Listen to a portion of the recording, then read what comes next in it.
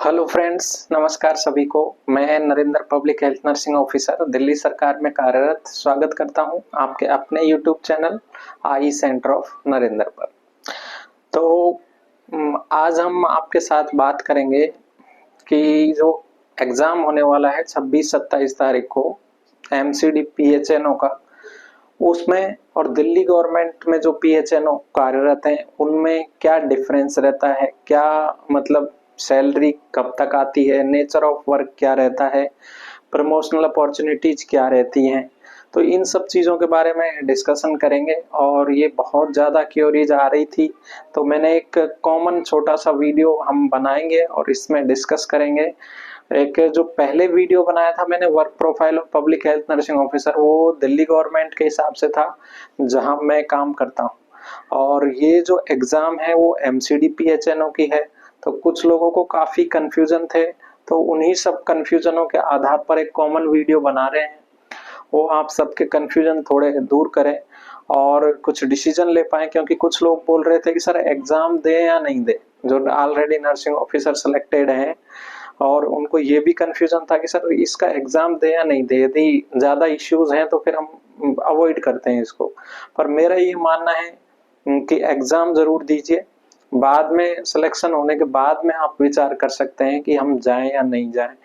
और सिलेक्शन होना इतना आसान नहीं है क्योंकि 46 ही पोस्ट हैं इसमें। तो आइए चलो बात करते हैं हम। और जो बहुत ज़्यादा मैं समझता हूँ कि एक अफवाह भी कह सकते हैं, कुछ सच भी कह सकते हैं कि पहले एमसीडी में सैलरी का इशू था, लोगों की 2-2 3-3 महीने तक सैलरी नहीं आती थी।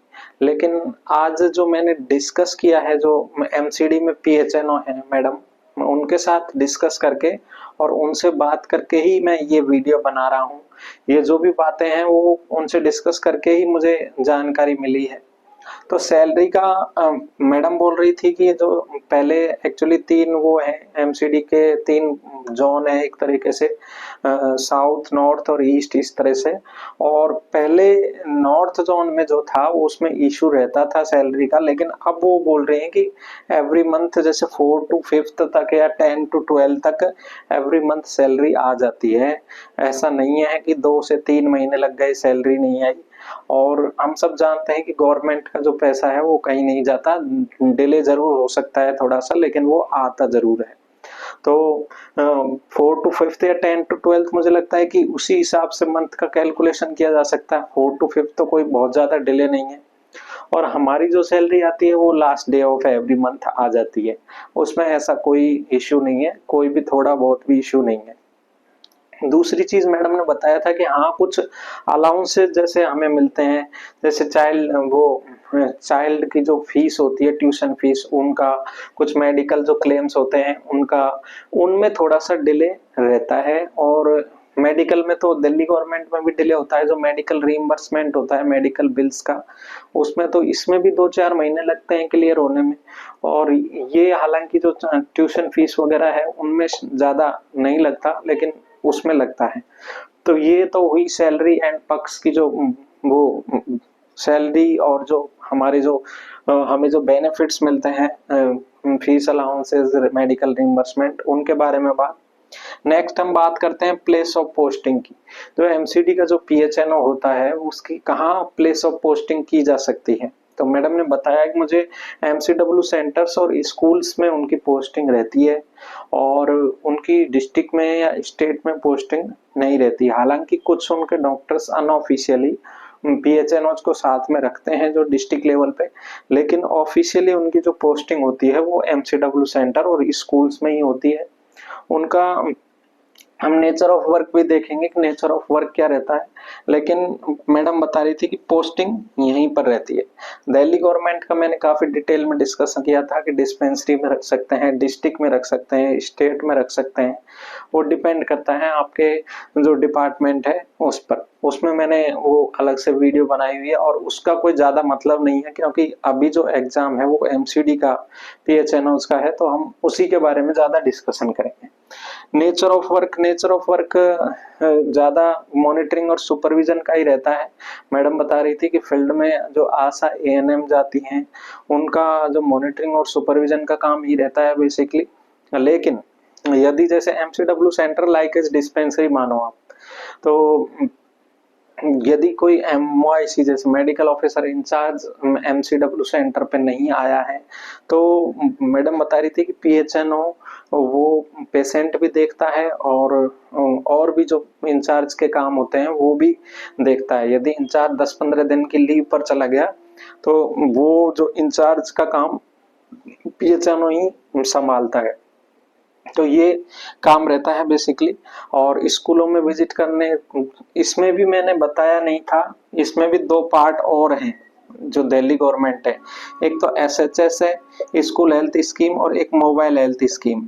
तो ये एसएचएस वाला पार्ट इधर भी कवर होता है, स्कूल हेल्थ स्कीम वाला। स्कूल्स में जो पोस्टिंग होती है ना, वो दिल्ली गवर्नमेंट में भी होती है और एमसीडी में भी होती है। उनको स्कूल्स डिसाइड किए होते हैं कि आपको 50 स्कूल्स में स्क्रीनिंग करनी है, और वीक में डेज डिसाइड होते हैं कि 3 दिन आप एमसीडब्ल्यू सेंटर जाओगे, 3 दिन आप वो स्कूल्स में विजिट करने जाओगे।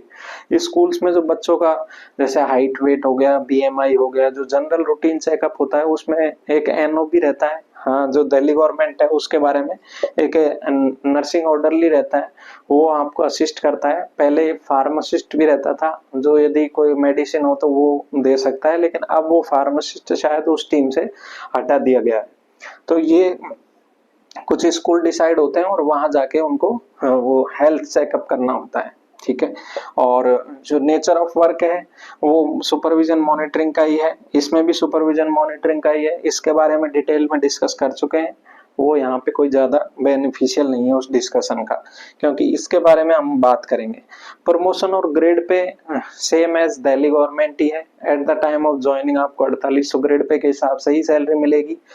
प्रमोशन अपॉर्चुनिटी यहाँ भी कुछ खास नहीं है और यहाँ भी कुछ खास नहीं है। सेम एमएससीपी लगता है एवरी 10 ईयर्स में, जैसे 4800 से 5400, फिर 6600, इस तरह वो फाइनेंशियली बेनिफिट मिलता है, लेकिन पोस्ट नहीं मिलती है। अभी के लिए इसी चीज को मान के चलो, आगे क्या होगा फ्यूचर में वो अलग चीज है। कैडर रिव्यू होगा नहीं होगा, वो सब चीजें अलग हैं। और ये हमारे नर्सिंग जो फैटर्निटी है उसमें एक ड्रॉबैक है। कई हॉस्पिटलों में भी 10-10 15-15 साल होते हैं, लेकिन उनको फाइनेंशियल बेनिफिट तो मिल जाता है, सैलरी वहां उस ग्रेड पे तक पहुंच जाती है, लेकिन जो जॉब है वो नहीं मिल पाती। और ये यहाँ पर भी वो सेम ही सीन है। टाइमिंग्स और लीव्स का क्या रहता है? टाइमिंग 9 to 3 होती है। चाहे तो आप एमसीडब्ल्यू सेंटर में विजिट करो, चाहे स्कूल में विजिट करो। 9 to 3, 9 AM to 3 PM timing रहती है। हमेशा एक जैसी टाइमिंग रहती है, डे नाइट का कोई चक्कर नहीं रहता। और जो लीव्स हैं वो भी सेम रहती हैं, तो 30 EL होती हैं, मेडिकल होती हैं, CL होता है, वो सब चीजें दिल्ली गवर्नमेंट के हिसाब से होती हैं। इसमें जो वर्किंग डेज हैं वो मंडे टू सैटरडे है। और इसमें भी डिस्पेंसरी में यदि आपकी पोस्टिंग है वो 8 to 2 होती है, और वो मंडे टू सैटरडे होती है। यदि डिस्ट्रिक्ट में और स्टेट में यदि आपकी पोस्टिंग है, डिस्ट्रिक्ट ऑफिस में, स्टेट ऑफिस में, तो फिर आपकी जो लीव्स हैं वो सैटरडे संडे लीव होती हैं, और मंडे टू फ्राइडे आपकी 9:30 to 6 PM आपका जो ड्यूटी पीरियड होता है। तो ये सब चीजें हैं। आई थिंक मैं समझता हूँ कि हमने जो मोस्ट चीजें आपने पूछी थी वो सब कवर कर ली है। देखो, डिसीजन आप लोगों का है, आपको कौन सी चीज ज्यादा पसंद है, क्लिनिकल साइड ज्यादा जाना अच्छा लगता है या नॉन क्लिनिकल साइड।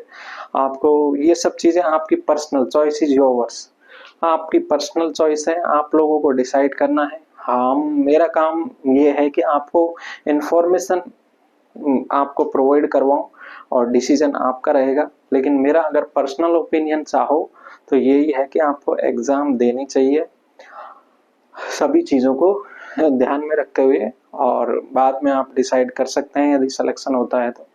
और इसी के साथ हम वीडियो को समाप्त करते हैं। आपने मुझे सुना उसके लिए बहुत बहुत थैंक यू। मिलते हैं नेक्स्ट वीडियो में। Thank you.